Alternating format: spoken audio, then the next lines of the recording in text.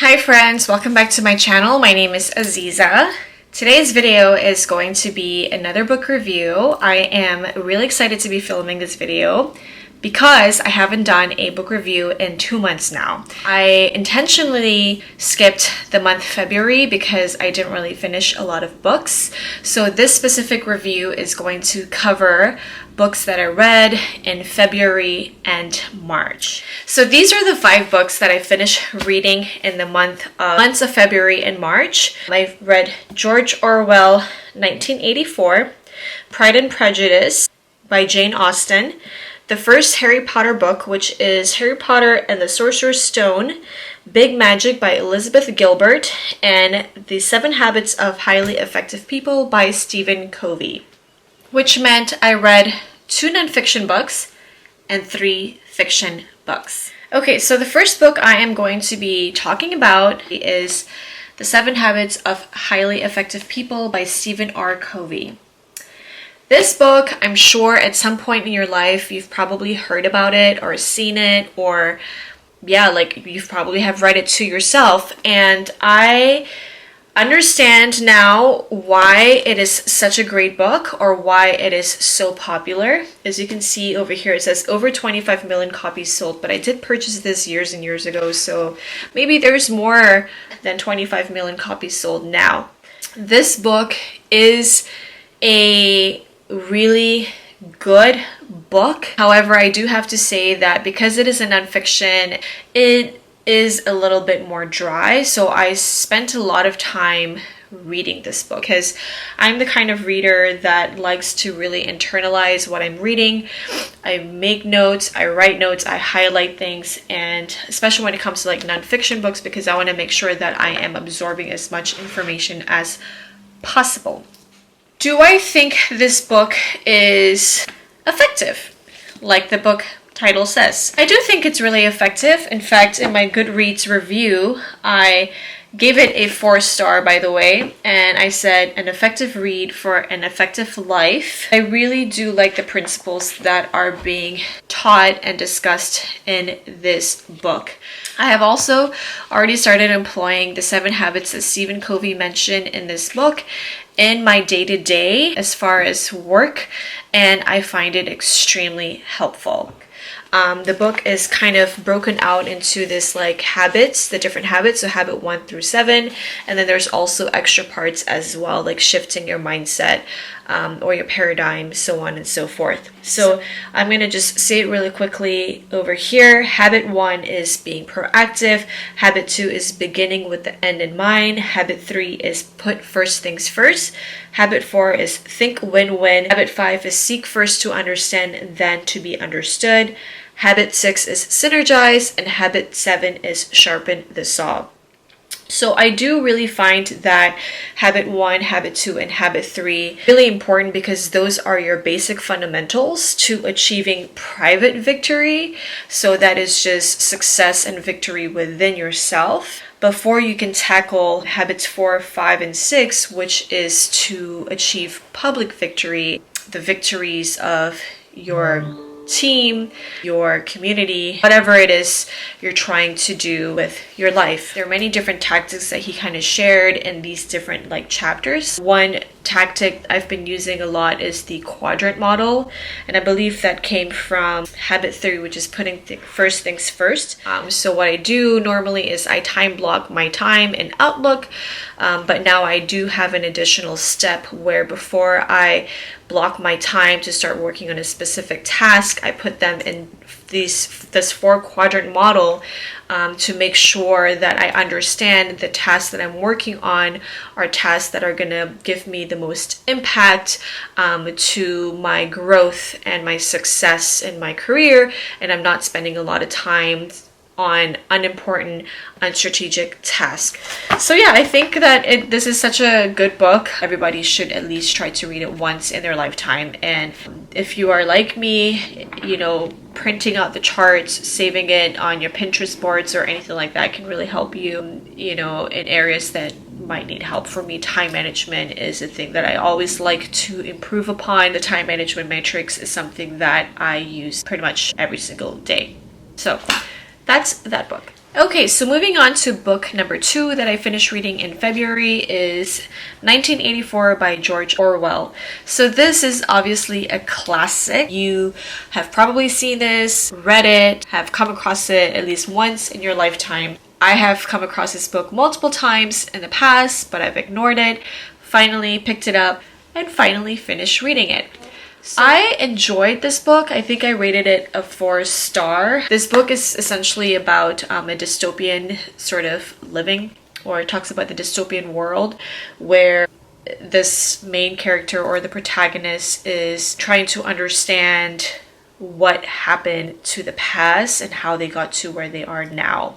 And in basically questioning that, he's basically questioning the government that is currently controlling this nation, if you will, and the government, it kind of brainwashes you into thinking that Big Brother is someone that will protect you always. This whole government is broken up into different parties, and each and every one of them has their own responsibilities to the government.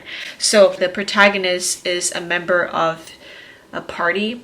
He was basically trying to question the authority of the government, and what the government is trying to do is really to erase any thought, they call it thought crimes. So if you think about like something that used to happen in the past that's considered a thought crime, they're trying to eliminate that, and you will get punished by it. So it's really interesting because at first it talks about like him living this very solitary life, and in this sort of like new government, he's questioning a lot about like how they got there, what happened in the past, and he's trying to find like his own like little buddies to see like if other people kind of like think the same thing that he does. And then he comes across, you know, certain people that do have old relics and stuff like that in the past, and then he meets different people that also engages in this sort of thoughts that he engages upon as well. And then the ending of it is really interesting because I'm not going to give it away, but you have to like kind of read it for yourself. So it's really interesting how it ends and what happens to him. And yeah, it's just kind of like a really messed up book.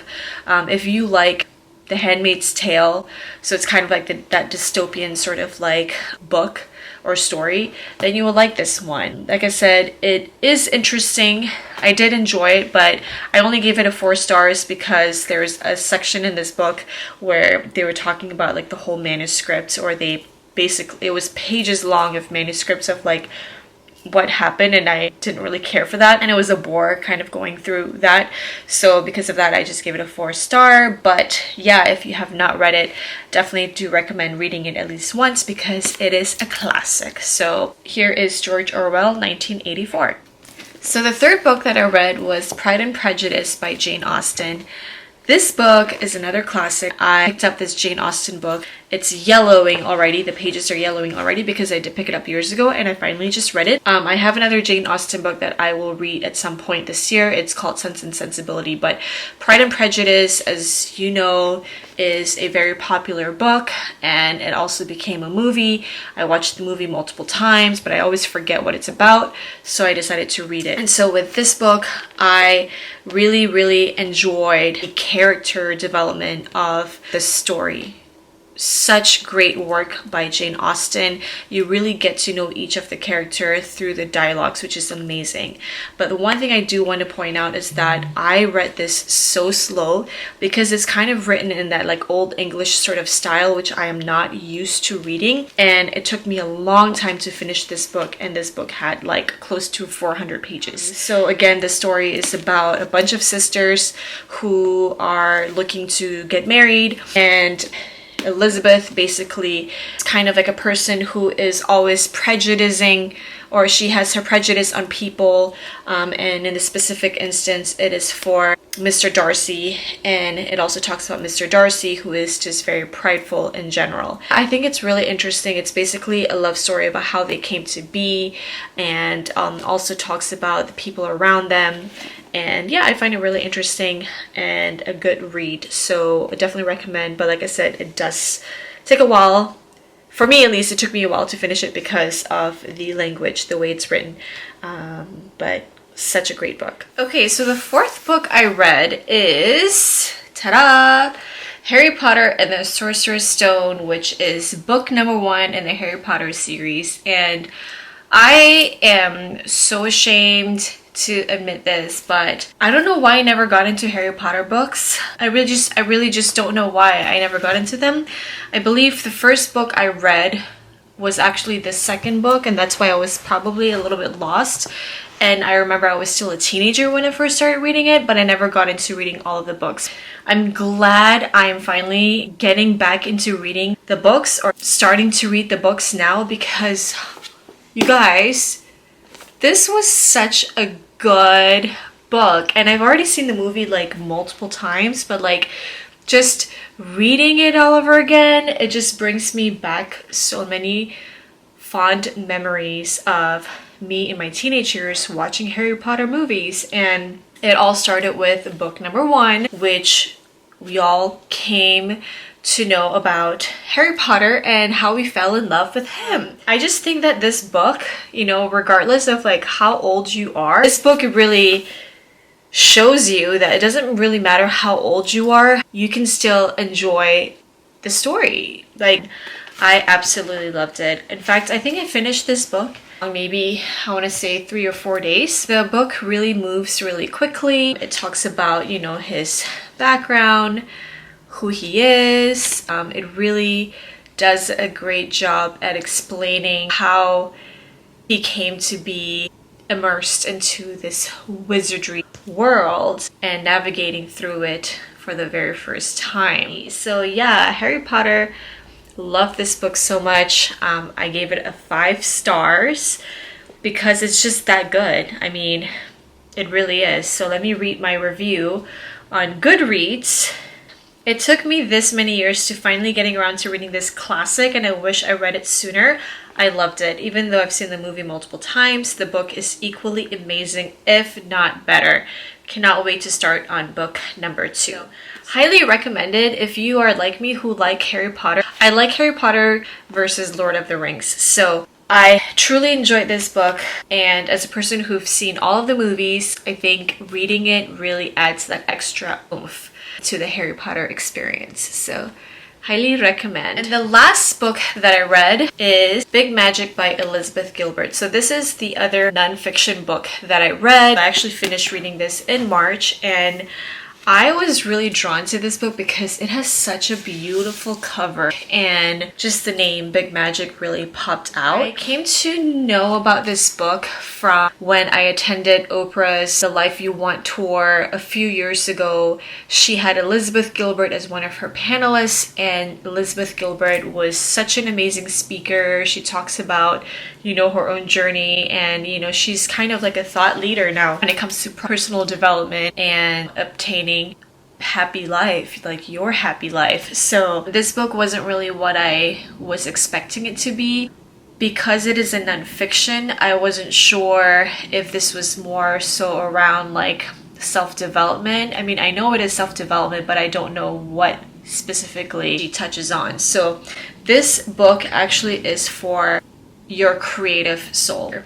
And it's essentially a book about creators or creative people with creative mind, whether it is writing a book, whether it is making pottery or photography or sewing, cooking. If you like to create things, then this book is for you. And I believe deep down inside all of us, we all have creative tendencies. And she touches on many important things in here to kind of keeping your creative flow going. So if you are a creator, if you want to perfect your art, there is no such thing as perfectionism. What you have to do is just keep going at it and, you know, being persistent, leaning into, you know, your creative intentions, your creative soul, and just fully letting go and trusting the process. So if you are a creator or if you are creative and sometimes you find yourself in a rut, I think this is such a great book because it talks about the realistic parts of creating things. You will get to a point where you will get a writer's block, if you will, but don't let that hinder you from creating. Just keep putting your work out there, be consistent, and allow yourself the opportunity to create and display to the world your work. highly recommend this book. So yeah, those are basically all of the books that I read in months February through March. I'm quite happy with all of the books that I've read. Most of the books that I've read are books that I've had for years that I've finally gotten around to finishing. Let me know if you guys like these kind of videos, and if you've read any of these books, let me know your thoughts about them down below. Thank you guys so much for watching. I will look forward to seeing you in the next video. Bye!